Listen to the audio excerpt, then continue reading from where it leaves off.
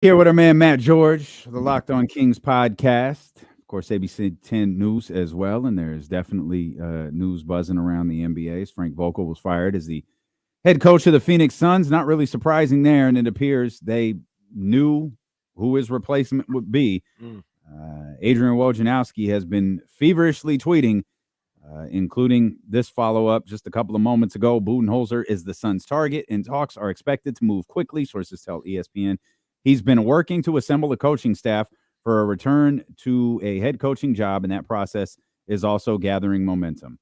This clearly has been in the works for quite some time. It appears Mike Budenholzer will take the place of Frank Vogel as the Phoenix Suns assistant coach. My guess is as soon as tomorrow.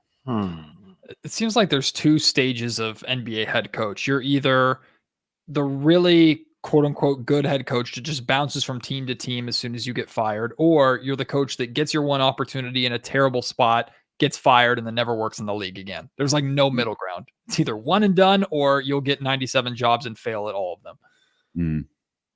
Do you think this is the last one for Frank Vogel? Maybe, probably. I mean, he's failed with the Lakers. He's failed with the Suns. He's failed a lot of places. Oh, he won a championship with the Lakers. And asterisk bubble ring. He did. Well, I mean, he did, but I don't. Frank Vogel, admittedly, Vogel is just a coach that I don't quite understand. Because that way, I said he wasn't the right hire for Phoenix. I didn't think he was the right hire for Los Angeles. So clearly, it's my problem. Like, I don't understand Frank Vogel. Well, you probably sounds like you were right. Well, yeah. Well, I think there's a lot more problems in Phoenix than Frank Vogel. Just as I think there's a lot more problems in Los Angeles than Frank Vogel, as evidenced by the fact they just fired Frank Vogel's replacement. That's crazy. That is crazy. Like those two franchises. I mean, I think they're both kind of in tough spots moving forward. And you bring it to the Kings. I mean, the Kings should. Another reason why I think this offseason they should really be looking to ramp up what they're able to do with this roster, because you got an opportunity with those two teams, and maybe even throw a third team in there with the Clippers. Hell, you might be the best team in that division if you like really get after it right now. If you're the Kings, so there's an opportunity right here. They need to pounce on it. Yeah, it's you got a lot of the old guard that is kind of passing the torch to the new guard right now, which is perfectly represented by like the way Anthony Edwards has been playing in the playoffs. But it's really the Pacific Division is four teams that are latching on to yesterday's superstars and faces of the league, and then the Sacramento Kings, who are kind of in the middle of both. Like, I mean, it's crazy to talk about Fox and Sabonis in their prime as not being the next young stars, but that kind of ship has sailed for them now. Like, it's what Monty said at the end of season press conference, right? Like, this team is built to win right now. These guys are in their prime right now. So time to strike. What did you think about the picture heard around Sacramento yesterday with Vivek and Monty, Mike, Malik, Keegan, Alvin, Wes, all out there golfing together? First thing that jumped off the page to me is Vivek Ranadive wears two golf gloves, a golf glove on each hand. I mean, I don't know if you won't get any blisters that way, Vivek. That was the first thing I saw. Second thing I saw was, or the second thing I thought about was, I mean, it's fun for people to kind of speculate and run with it. I talked about this on a recent podcast. To me, like, if there's anything from that photo that it has anything to do with negotiations or anything like that, to me, it's, hey, let's bring Malik Monk out on the golf course, have him spend quality time with members of the front office, the owner, one of his teammates in Keegan, and Malik and Keegan golfed together all last summer. So that's nothing new there. Mike Brown out there as well. Alvin Gentry too. Like, let's bring bring everybody together, have a good time. And at least, like, one of the biggest bargaining chips or arguments I think the Sacramento Kings have in their favor to convince Malik Monk to stay is, we know you know us, you know what you're trying to do here. You also know that you fit here. You know how much you're loved here in Sacramento. So if this golf trip or this golf round that they went out together just makes it even a little bit harder for Malik to intentionally walk away from the relationships and the people that he has here in Sacramento, then I guess it's successful. Other than that, to me, it's just a round of golf. Yeah. Nah. Yeah, I'm trying to think if I had a really good idea that I was about to leave the franchise or place I'm working. I don't know if I'm going golfing with him, but maybe I am. Maybe my decision isn't it doesn't affect whether or not I hang out with these guys or not. I'm calling Cap. You'd love to be wined and dined. Come on, you don't want to be wooed. Like you get a free opportunity to play a round of golf. You're going to get probably a dinner from another general manager somewhere in the league who wants to talk to you. Or I mean, Malik's in a position where that would be legal, Matthew. Sure, and we all know that that's not happening. Air quotes, but tampering.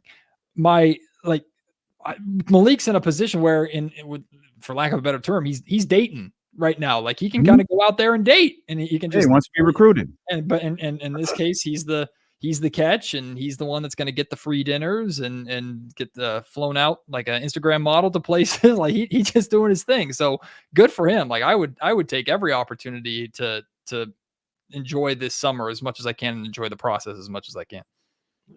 Maybe so. Yeah, I get it. I mean, it wasn't like there ain't no Pebble Beach here in Sacramento. Like you can go to Hagen. Oh, we don't know that they were in Sacramento. Well, that's true. We did think they might be in Arkansas. Well, I don't think that's exactly what we thought, but it certainly is possible. But I don't know that maybe I mean, you could have gone to Pebble Beach. Wouldn't it have taken that long? Now they would have given me. I don't know much about this, but a free round at Pebble Beach. Like, oh yeah, I don't imagine that's okay. Yeah, we can go have a round. We also know that Malik is the type of personality, and I'm not ever reporting or speculating that this is happening, but Malik's also the type of personality that probably at one point during that round turned to every single person in that group and made a comment about, y'all going to pay me? Y'all going to bring me back? Like Malik is just the type of loudmouth that he's talking the entire time. Malik knows the position that he's in, and I think he's enjoying the hell out of the position that he's in. And what makes it easier is he knows, the Kings know, everybody knows what the dollar figure is. Now it's just, how can we make it as convincing for you to stay here as possible? And that's where I think the relationship side of things comes into play. It's like, Malik, if you choose to leave to take more money, we understand these are the people and this is the relationships and this is the family here in Sacramento that you're going to walk away from. Let's just try and pull on the heartstrings and make that as difficult as possible for you. That's the play for the Kings. I like it. Yeah, do what you got to do. Yeah, you got the advantage. He's still a Sacramento King until the start of the new league year. That's so right. If he wants to golf every day till the start of the new league year, well, guess what, Monty? Guess what, Wes? Guess what, Keegan? Keegan, you were babysitting last year. This year you're golfing. Keegan is the ultimate off-season utility guy. If it's babysitting, if it's golfing, whatever we need done, Keegan's going to be right there. And look, that's Alvin's job. Hey, he wants to golf every day. So I said, so go golf with him, Alvin. That's your job. I'm waiting for the photo too of Malik and Sabonis sipping wine at his vineyard up in Napa and just continuing the off season of woo. That's pretty much what it is for Malik. You think Domas makes the All NBA team? We've seen the cursory third place vote and the MVP fourth place vote. Sorry, and I think it was the third place vote in Defensive Player of the Year. The next thing to be announced is the All NBA teams. You're shaking your head no, huh? What about this season? The away awards have gone through this season from the Sixth Man of the Year to the All-Star voting that suggests that's going to happen. I hear you. Like everything is pointing to no. I mean, De'Aaron Fox, there's no chance De'Aaron Fox makes it. I'm pretty like 100% confident in that. Domantas Sabonis would have a great chance if it were still position based, but this is the first year that they went away from positions, if I'm not mistaken, right? So I'm not going to be surprised at all when Domas doesn't make it, which is nuts when he leads the league in double doubles, triple doubles, breaks the double double streak, does things only Wilt Chamberlain does. But hey, we've gotten accustomed to it all season long. It would make, I mean, at least the NBA would be consistent by snubbing him with that award too. I'm expecting it completely. What did you make of Domas receiving a vote and the MVP receiving a vote and the defensive Player of the Year award. I mean, somebody just having fun with Sacramento and with Domas. Like, what did you make anything of that? And naturally, your investigative journalism hat wants to go get put on and look around Sacramento and go, okay, who in Sacramento is voting? And I will say I have gotten a couple text messages. Was this you? It's like, no, I don't have a vote, but it would have been. No, I would. We asked Bonte Hill if it was him, and he said no too. Oh, that would have been a great troll job by Bonte Hill. Yeah, I don't think Domantas Sabonis deserved any recognition on Defensive Player of the Year. That's for sure. So whoever that vote was, good for you. And it could have been a troll vote by someone who's saying, "Oh, Sacramento thinks I don't pay attention to him." Here, I'll give Domas this vote in an award that he's never going to win. Voting for Domas for Defensive Player of the Year shows you don't watch Sacramento. That's very true. That's very true. But they've been showing that they don't watch the Kings all season long. No, facts. That shows you're a jackass. Well, that too. A lot of people have done that. One and the same, really.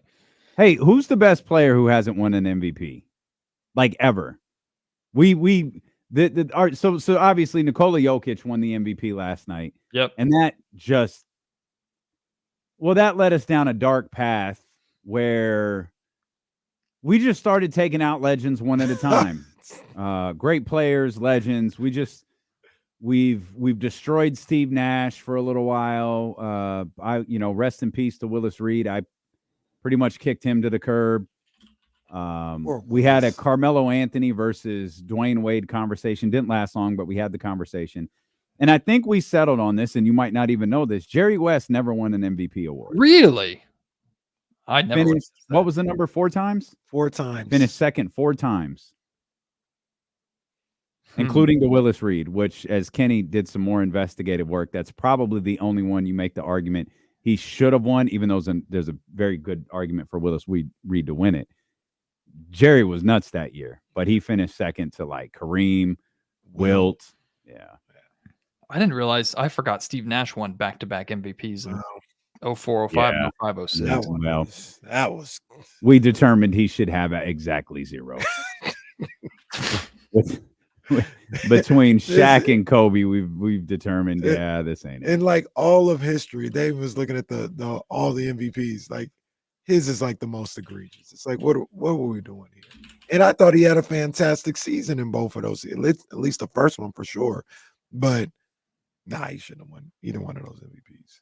So in true Kings fashion, I'm looking up. Tim Duncan won the NBA MVP award in 2002 when the Sacramento Kings were the best team in basketball.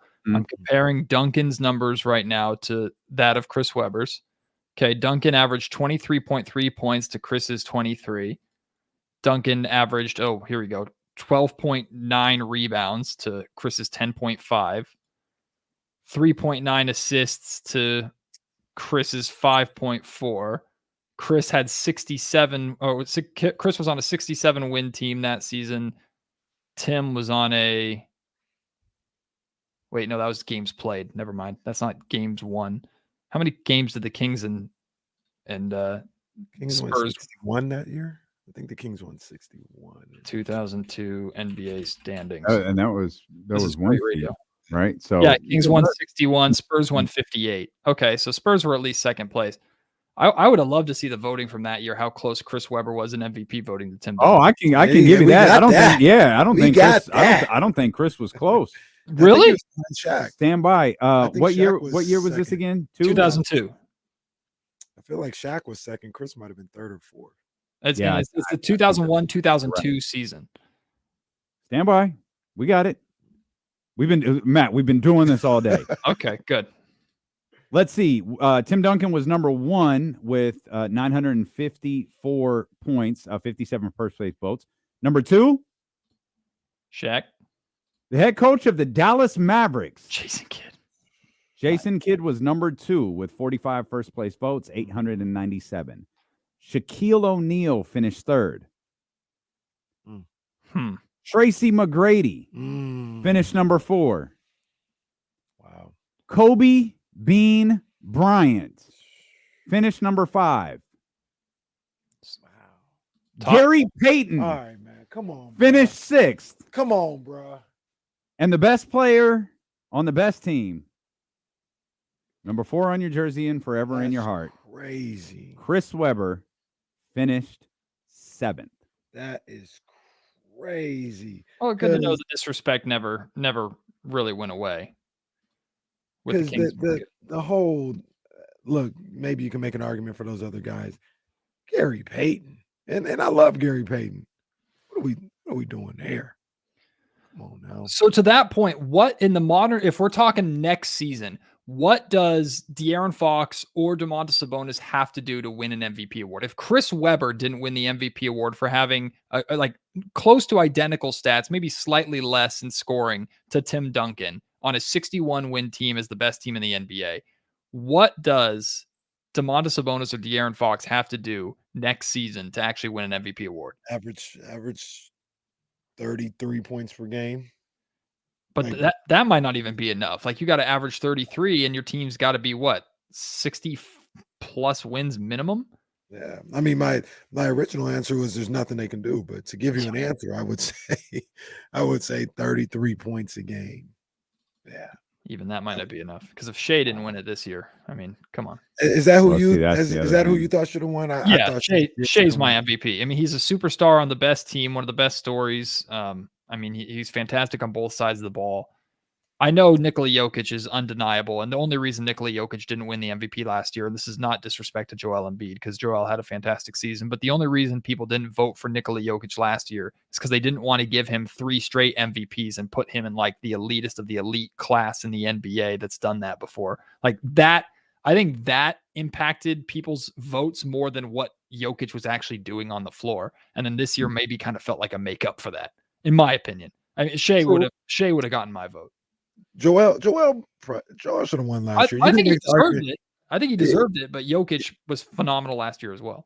He was for sure. I mean, those two for the last 2 years or so. Well, no, there's a third one. Well, yeah, for sure. We just don't talk about Giannis. Yeah, because I'm talking about the people that actually have a chance to win. Yeah, you know what I'm saying? Because Giannis, for whatever reason, I'm not saying I agree with it, but he's just got no chance of ever winning an MVP. Crazy. Absolutely crazy. I think that was one of our discussions when one of the times when we were at home, I was like, yeah, Giannis should be the MVP. And then I think the voting came out and he was like nowhere near. Mm-hmm. He was like a distant third. And at that point, I realized it's never going to happen.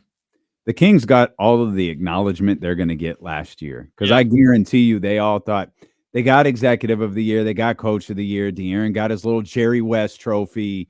They got third team. Okay, that's it. We're off Sacramento now. The Kings might legit have to win a championship for them to ever get like attention again. Just wait. That might be the only way they could do it. The Kings will win a championship, and the narrative will still be, "Hey, it's because this team was injured or the league is weak." Yeah. Transition year. Missed 12 games this year. Like there was no way that the Timberwolves could sustain that. Domas shouldered his way to a title. Matt, it's shoulder. 3 times. That's right. He shouldered his way to a title. I will ask Matt this because I'm interested. Who do you think was better, Carmelo or D Wade? Individually better, Carmelo. I think better overall team basketball player, D Wade. Is that fence sitting? A little bit. I don't know. If it's a game of one-on-one in their prime, I'm taking Melo. But I think D Wade was the more winning basketball player. Well, that's only because he had better teammates around him. I guess that's fair. Carmelo never played with, Casey is very sensitive when it comes to Carmelo Anthony. Well, because people talk crazy about Carmelo. Well, some people do. I don't deny that. No one on this show was talking crazy about Carmelo Anthony. No, but I do agree. Some people talk crazy about Carmelo Anthony. Well, do I get at least half a point for saying I'd take Melo over D Wade straight up, like one on? Well, it's not around the horn. I mean, Kenny still got. I still picked his guy, and Kenny still got mad at me. I told you he's very sensitive about Carmelo. I didn't get mad. I just said, "What she tell the whole story?" Wow. When you talk about a winning player, look at the roster. Look at Sir Allen Iverson was on that roster. I'm telling you. All right, Allen Iverson had 1 foot into retirement. Well, maybe. Yeah, one question into retirement. This is a level in the D'Lo and KC video game is you have to answer the question the way Kenny wants you to answer it. Oh man. Else we gonna go back and forth forever. I ain't even got to that level yet. And if you're wrong, you start over at the very beginning. No save file, nothing. Back to level 1 with you. Learn again. Brutal. Hey, Brutal. Melo is better than D-Wade. That's fine. That's fine. Perfect. D-Wade, with that being said, though, like I did say earlier, because I'm not a D-Wade fan, but didn't notice. The guy was one of the best shooting guards ever. Yeah. Ever. Probably top 5. Probably top 5. Some people would say top 3. Okay. So it's okay. Wait a minute. Some so people would say it's Jordan, Jordan, Harden, Wade. Who? Harden? James Harden. No. He's not looked at as a shooting guard. But some people would say Jordan, Kobe, Wade. We're putting James at the 1? Where are we putting James? I think James is a point guard. How about James not in the conversation? Let's start there. Nah, James has some. Harden has some absurd numbers. James is a point guard the way absurd. Steph Curry is. Okay, that's fair. I don't look at Steph that and way I don't either. But you're right. You're right. I don't look at. I don't know if James. I don't know if it's Jordan, Kobe, and it might be Wade over James, man. If you put him as 2 guard. I can't deny what D Wade did, man. Oh, okay. Wade over James. All right. Can't deny it. Well, you got it. So okay. Well, you got to put him somewhere. So if you say he's a 2 guard, I'm putting James as a point. Okay, you're putting him as a point guard. All right. Man, where's he rank on that list? Because I know you got Isaiah ahead of him. You got Steph ahead of him. You got to put Chris Paul ahead of him. You got to put Magic ahead of him. Is that 4 or 5 people you just named? I think I just named 4. He's probably top 5. Man. Probably number 5. Some people would put Stockton over him. Some people would put Oscar Robertson above him too. I don't know what to. Why, I don't even know what to label. Take shots at Oscar. No, I don't know what to label Oscar as. I don't know. No, neither. Kings legend, I guess. Royals, Kings. I'm not sure. Has Oscar ever been here? Didn't he come this year? Or did he? Or last year? He came to Sac recently. Was he lost? He was on his way to Napa with Alvin. That's what Alvin and Domas. I feel like Oscar Robertson was in Sacramento not too long ago. All right, I'll take it. So when I did my interview with Chris Webber earlier this season when he was doing his book tour here in Sacramento, one of the ways he answered my question that I thought was intriguing. He goes, I'm here in Sacramento more than people know. I just don't tell people about it. I'm like, there's no chance that Chris Webber could be in Sacramento without somebody knowing that Chris Webber's in Sacramento. There's no way. Yeah, that's tough. Like Chris, as soon as you land in Sacramento, the world flocks to you. Yeah, you ain't getting past the rabbit, and I don't know if he's chartering in. So that's tough to believe. Just for reference sake, I can't find a story. Yeah, I think you're making that up. I absolutely think you're making that up. I don't know why you're lying about this. I don't know what. I thought he had come to Sacramento recently. No shot. Yeah, Big O has never been anywhere I was just near gonna let Sacramento. that die because I have no clue what you're talking about. But that's fine. Yeah, that's fine. Big O had a connecting flight in Sacramento once. I went, what the hell? This place sucks. A couple of game 2s tonight. You give the Mavericks any chance to pull this thing out? You think the Mavericks can make this a series? Yeah, I think so.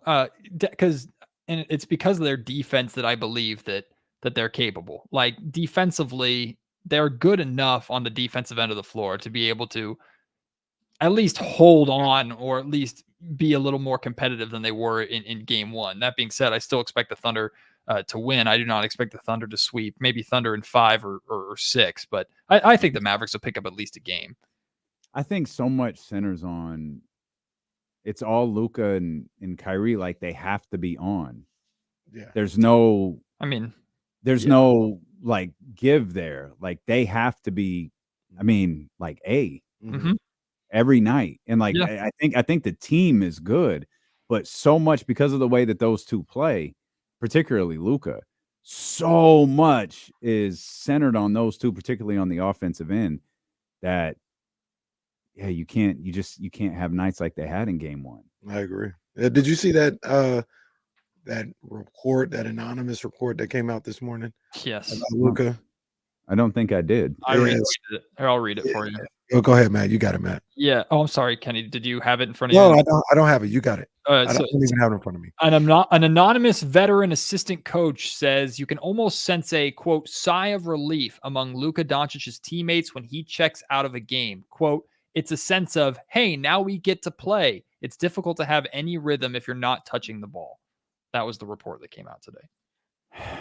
Which sounds like low-hanging fruit when the Mavs are down bad after one bad game. Luka is second in the NBA in total assists, averages damn near 10 assists a game.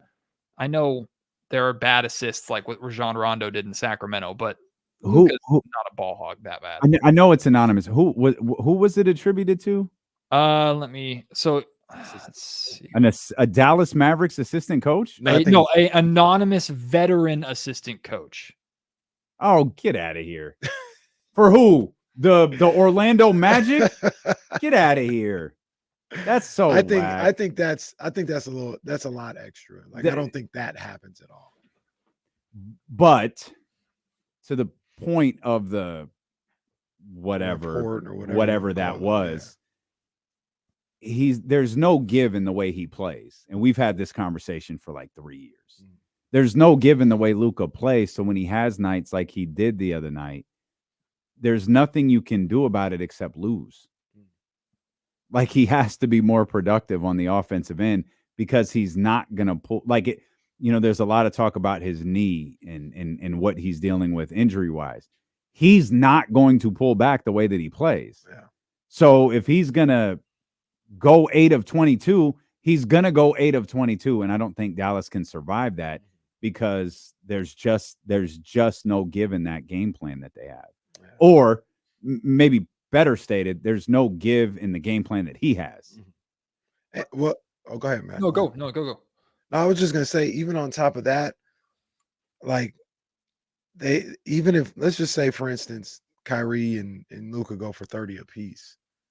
Like you still need like another 40 points. But when they're doing that, I think you can get it.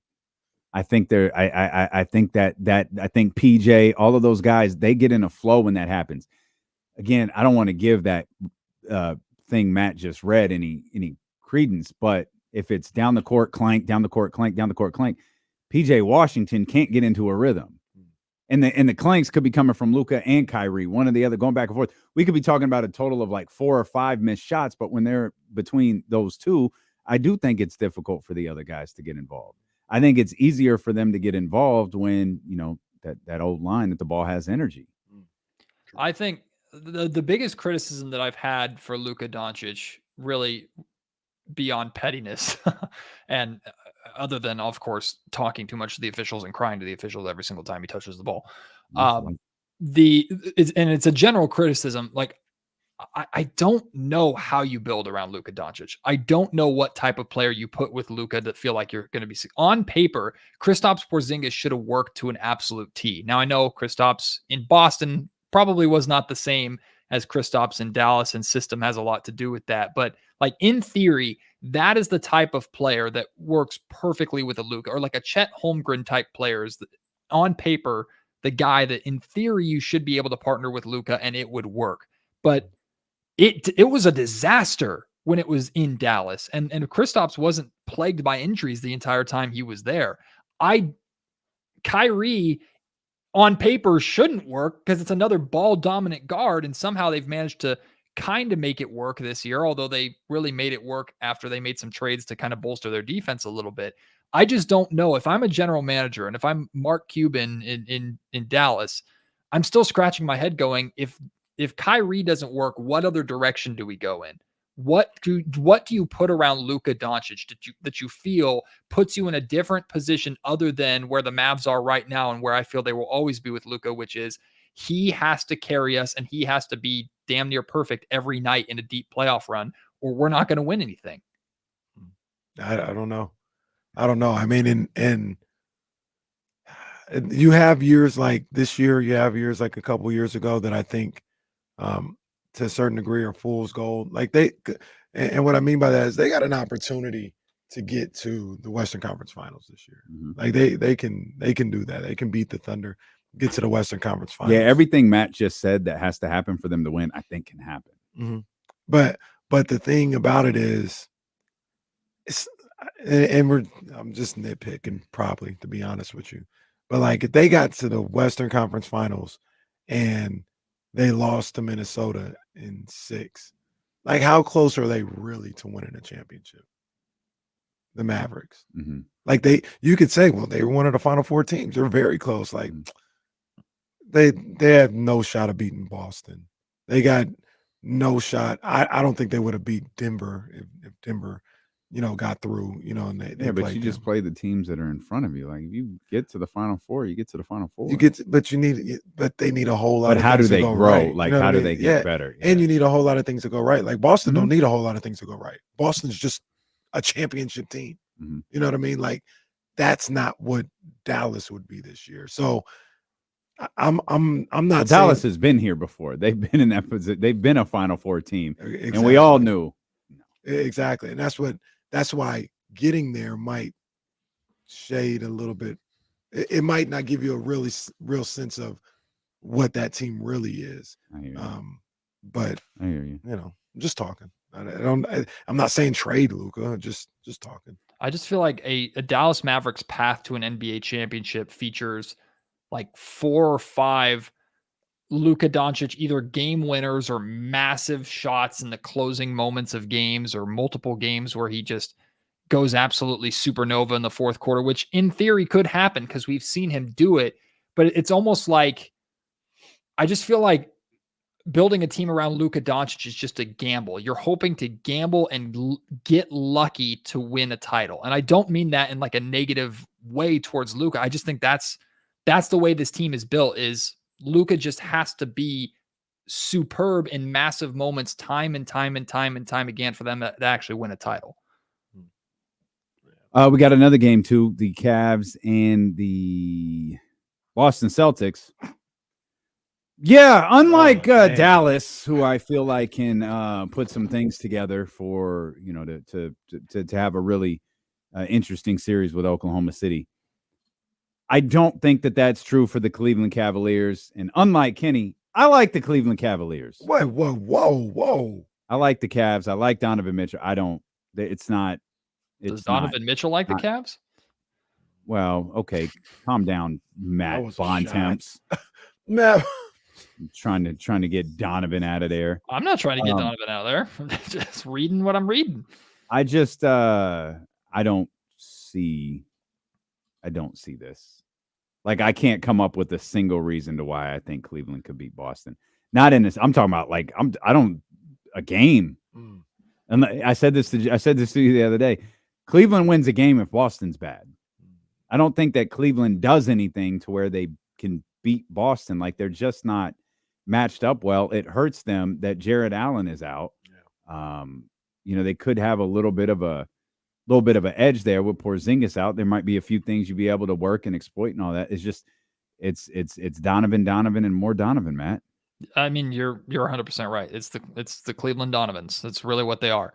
And I mean, they kind of rode that through the first round too. I don't think the Orlando Magic would have put up that much better of a fight than the Cleveland Cavs. I think both teams were destined to run into the buzzsaw that is the Boston Celtics. But the difference between, I would have liked to see the Mavericks versus seeing the Cavs, is I think the writing is on the wall with Cleveland of like a crossroads is coming for them. And more than likely, it just feels like the way the team is right now is not sustainable versus, hey, if the Magic had gotten to the next round and maybe they get swept by Boston, but they get that experience and now they're going into an offseason where they're looking to add, and they got super young Paolo Banchero, super young Franz Wagner. Like this team is on the up and up. I just think that would have been a lot more from a don't have a horse in the race, just NBA fan. That would have been a much more appetizing series to me. I don't think Cleveland has much of a chance at all. I disagree. A little, not a lot, but a little. I do think Jared Allen's absence hurts, and I don't think the Cavs are quite at a crossroads until Donovan says no thanks to an extension. Then you're Bone Thugs and Harmony. But if Donovan comes back, where do you go from there? And I'm not saying that's a bad. I mean, you got to get him back, but where do you go from there then? Because But this is what I was going to ask both of you guys. I mean, what does this say about Darius Garland and Evan Mobley? Now we're just like, this is cooked if you don't have them. Well, or if you don't have Donovan, or you only have Donovan. Because I think Darius can help in a win, and I think Evan Mobley can help in a win. It's the Celtics though. Like, this isn't, to me, and I probably framed this poorly. This isn't an indictment on the Cleveland Cavaliers. It's an indictment on the Cleveland Cavaliers versus the Boston Celtics. The only team that I feel can truly compete with the Boston Celtics in the Eastern Conference is a healthy-ish version of the New York Knicks. Mm. It's not Indiana. It's not Orlando. I don't even think it would have been Milwaukee, to be honest with you. Mm. Like, it's Boston's conference to lose. And I don't even think this is about Cleveland. Now, how Cleveland takes the next step once this series ends, I don't know. I don't know. And we're on the same line of thinking. I'm just taking it a step further, D-Lo, because Casey, you bring up Garland, you bring up Mobley. And like, I think of if that's your big three in Cleveland, is Donovan Mitchell, who is an amazing player, Darius Garland and Evan Mobley, who are exciting players. And I look at the parity around the rest of the league, not just the Boston Celtics, who are the team that you have to get through this year and probably in the years to come as well. And we're not even just talking the Eastern Conference, we're talking about winning a title. Whatever team comes out of the West, I just look at that big three and I'm underwhelmed. And maybe that's just because I'm not as familiar with their game as I should be, but I don't know if Cleveland can feel like they have that big or long of a window, even with Donovan coming back, that big three can get them anywhere. And that they're not going to get leaped by the next, like the Indiana Pacers would be a team that I'm like, they're going to leapfrog me immediately. That's the concern I'd have if I were in Cleveland. It sounds like you're talking about the Kings. Yeah. It's not fair. I was thinking the exact same thing when I was saying it. Yes and no. I mean, I don't know. Garland is an all-star player. He's made an all-star team. So is Jared Allen. But I'm talking about like how you, like, where you go next. I don't know. I feel like people are a little bit more down on the Kings. And oh no, 100%. No, I'm sorry. Oh, they're absolutely 100% more down on the Kings. Yeah. What I meant is, what's the next step that you take when you feel like you've got your group and you just don't know where they can get you? That's what I meant. That's what Monty. Y'all are ready to get Keegan out of here. Well, hold on. Well, no, I'm sorry, not Matt George. Y'all don't even look at me either. Well, we're gonna leave this show on a cliffhanger because we got to go.